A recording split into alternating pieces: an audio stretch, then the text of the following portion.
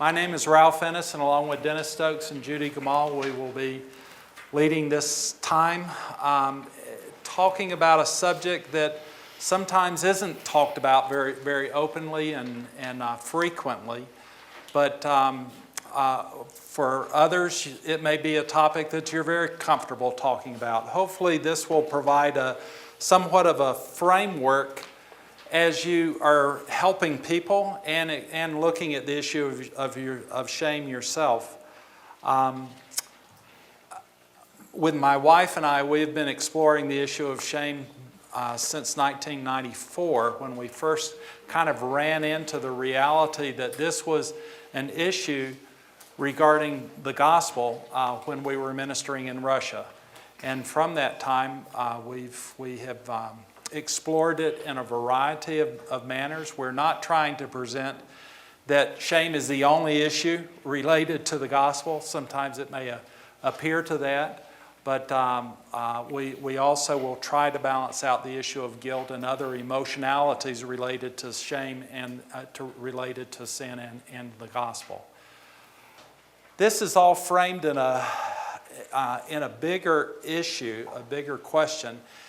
How do we help release the heart as we're ministering to people on the way to the transformation of the mind and behaviors? Sometimes we just want to skip to the mind and skip to the behaviors. If we can just get people to think the right thing and do the right thing, they'll be okay for the rest of their lives in terms of walking with God. But the reality is God's made us with a heart. And sometimes the issue of shame can be a significant issue that has to be dealt with on the way to the mind and behaviors. In this particular time, we'll do an overview of shame. We're cramming in about 10 hours worth of presentation that we've been doing into less than 2 hours. So if we seem to be going a little too fast, we had a very difficult time trimming this down for you. But we will talk about things related to biblical understanding of shame, getting in touch with shame feelings, familiarizing ourselves with languages of shame, exploring God's remedy for shame, and ministering with shame. One caveat in all of this: when I use the word shame during this particular presentation, our starting point is really an Americanized type of shame. There are many shades of shame throughout the world. If we were doing this presentation in Russia, we would try to give a different twist to shame because they experience it different. If we were in China, we'd do the same thing. The sense of loss of face is in the ballpark of shame, but it's quite different from the Russian view of shame. And the Middle East as well. They have a different sense of shame that oftentimes works with the parallel with the construct of defilement. So our type of shame that we're kind of presenting today is far more individualistic than in other parts of the world. But we're down to taking 10 plus hours and cramming it into 2. With that as an introduction, Dennis, would you like to take it from here? Greetings. How are you doing? Good. We'll all try to encourage each other to keep moving here. I'd like to give big thanks to Christine Weddle. All the stuff you see, she's helped us develop over the years. The images, the ideas, everything. She's been involved. So it's definitely a team process.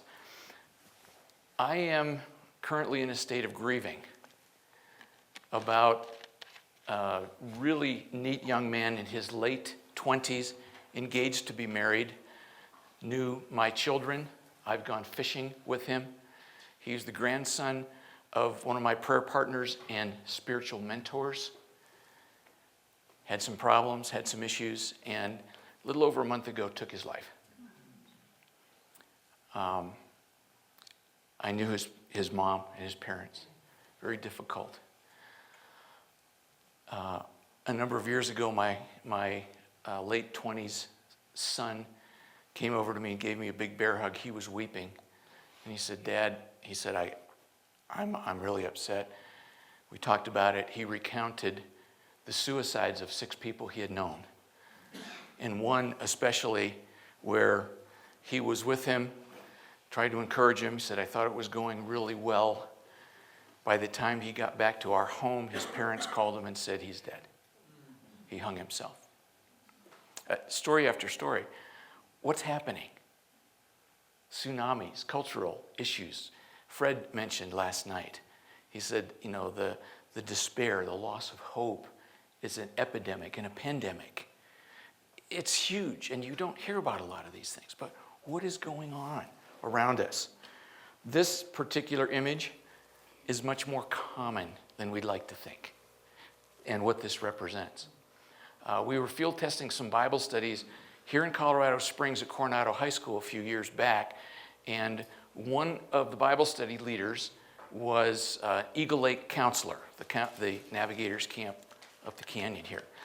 And I was talking with him once, and I said, what differences have you seen in the campers in the last 5 years? And it didn't take him very long, but he said more cutting, more abandonment issues, really crazy and kinky sexual experiences, and we cannot tell the difference between the children raised in Christian homes and non-Christian homes. Okay, what's that all about?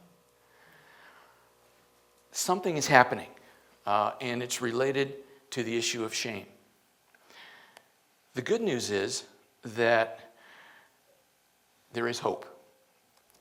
And shame is an opportunity that the gospel can heal. We're going to get into some tough stuff today. I mean, this is not an easy issue to deal with. One of the questions people sometimes ask is, where did you get this? Where did you come up with this? Well, a lot of study of Scripture, a lot of research, both formal and informal, observations, experience. It was mainly Ralph that got us into shame. Ralph had understood it long before, but there is hope. So what we want to do, on page, I think it's 20, let's see, on the back of toward the back of your handout, page 9, at the bottom.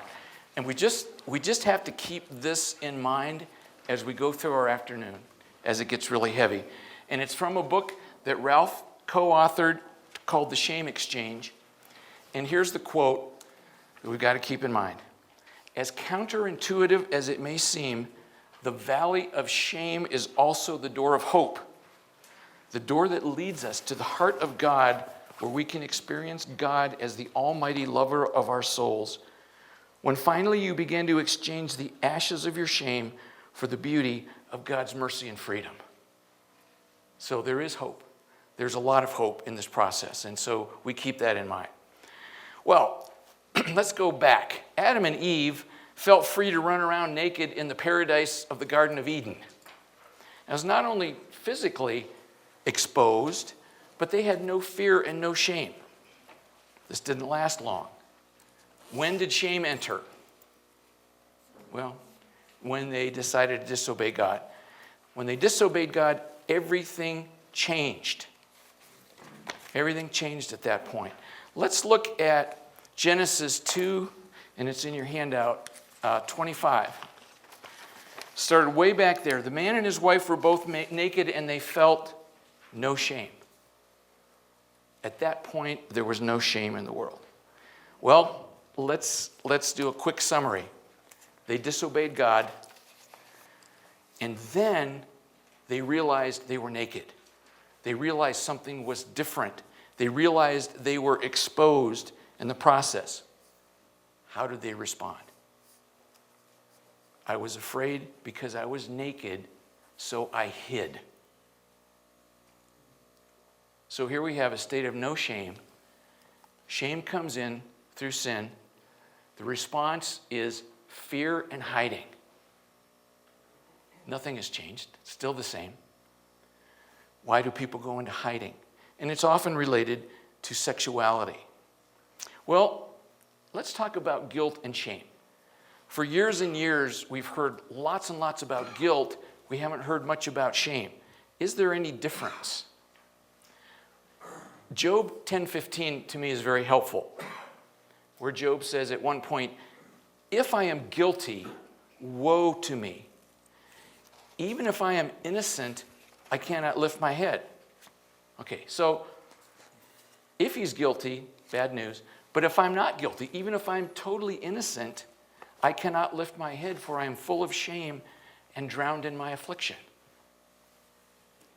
So he's distinguishing here between guilt and shame. Notice the body language.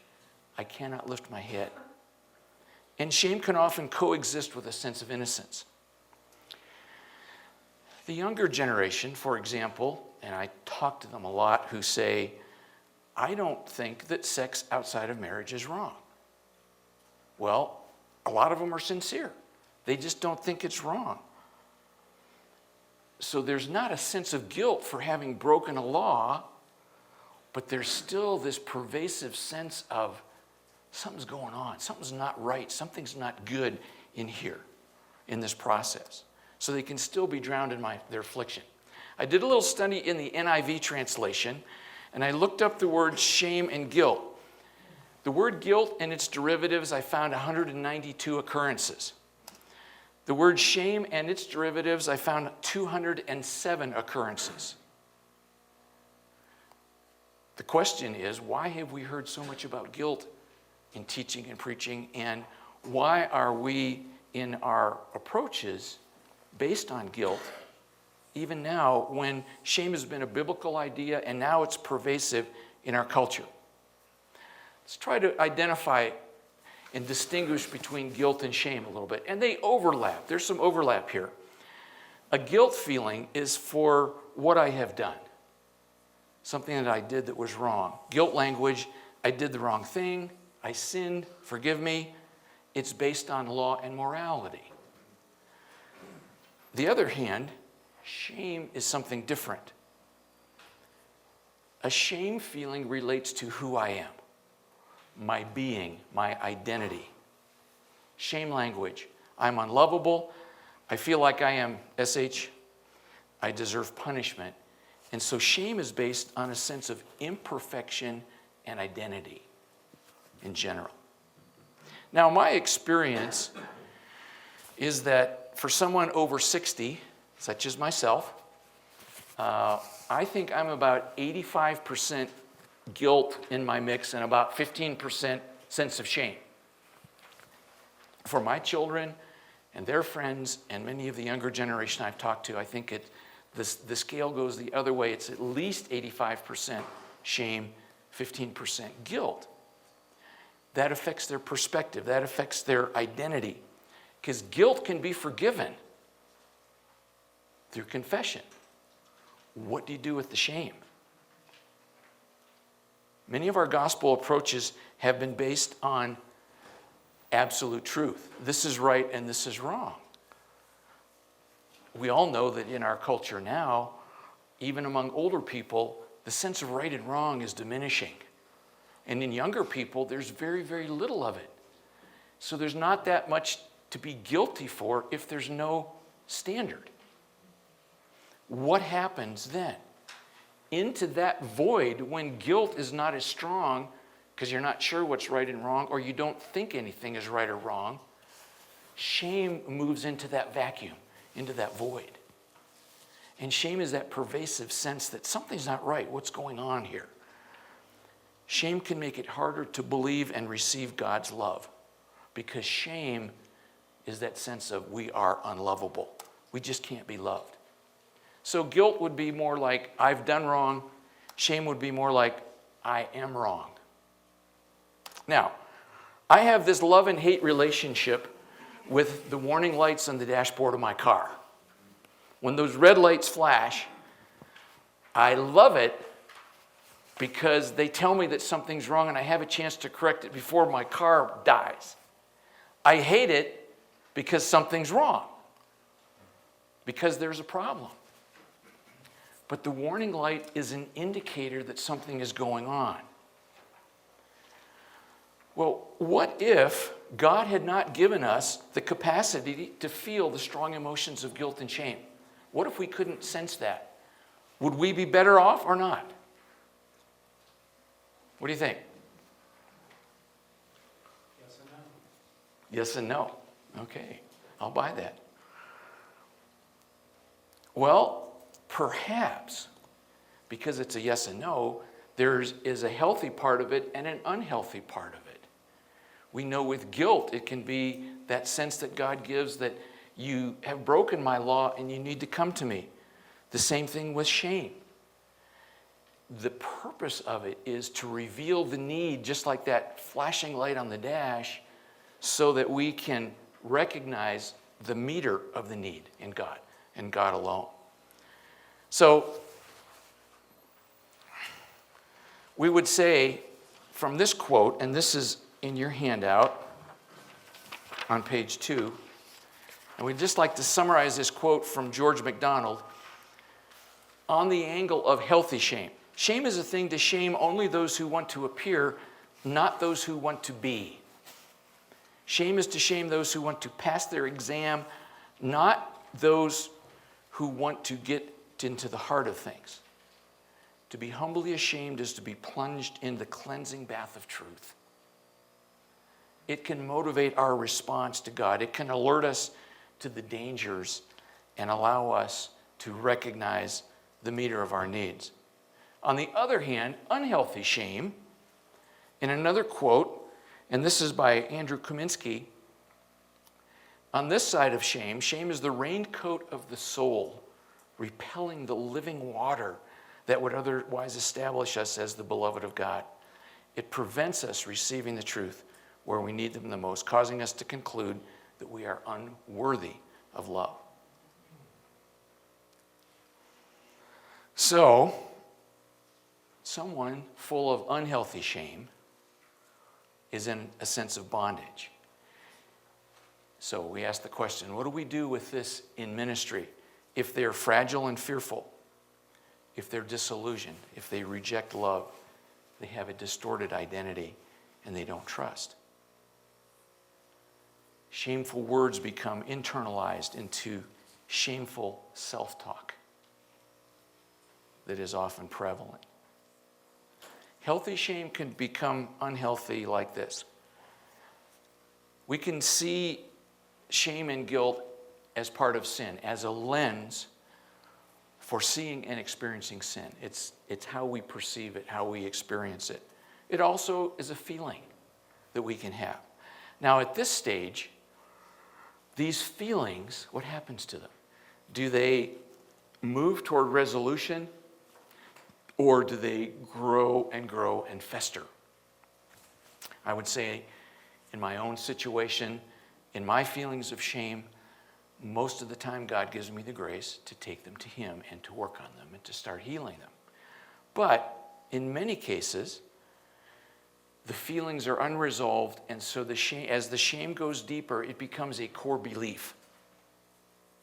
They believe they are unworthy. There's a belief that I am stupid. I am this or that or the other thing that people have told them, or they think about themselves, and a sense of hopelessness with that. And then if that continues on, often people get to the point of shamelessness. We could call that a seared conscience, where it's just everything's so fried inside, there's numbness. And that sense of sin to reveal their need is just gone. They have rejected it so many times that perhaps God gives them over, as in Romans chapter 1. People rarely want to talk about the shame, but images have a powerful way of moving us under that iceberg. This is one of the most powerful images that we've had the opportunity to use. And what we'd like you to do right now is just pair up with someone else and answer this question: what do you see in this image? Look at it real hard. Just what do you see?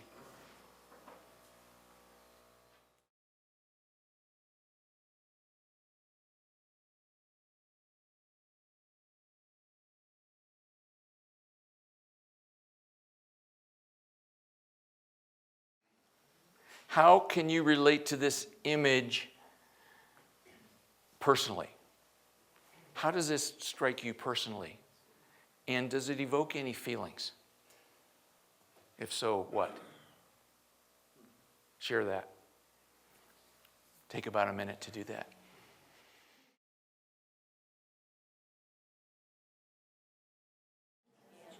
Okay. I have been amazed and actually shocked. I use this image a lot, and I just put it in front of people on airplanes or in meetings or one-on-one conversations.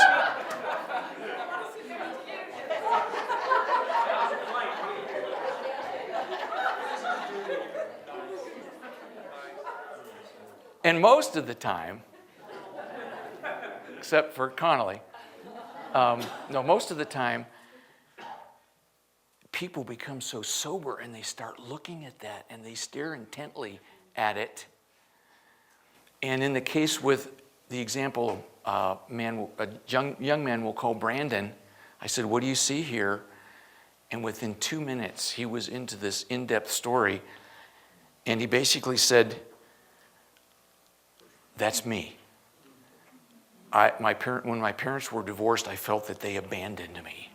And I felt lost, and I felt alone, and I struggled, and I went through all of this." And tears are coming to his eyes. I'm like, whoa, what just happened here? Lord, thank you for this opportunity. And I said, did you know that Jesus felt abandoned? When he was on the cross, he took all the sin of the world on him and said, my God, why have you forsaken me?"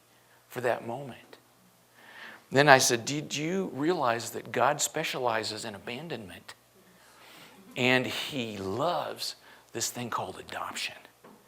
And he loves to adopt people into his family. Then you can go into Ephesians 1 in Galatians on those verses of he adopted us into his kingdom. It was an amazing thing. But it touched on the issue of the shame. And it brought that to the surface. My typical experience is somebody over 35 or 45 will look at that and say, I see that somebody else lost a teddy bear. It's objective. Under 35, they usually say, that's me. And they tell me that story. Wonderful way to open up the opportunity of how can the power of the gospel move into that situation. Lots more stories. You can read about it in our book called Worth 1,000 Words on this.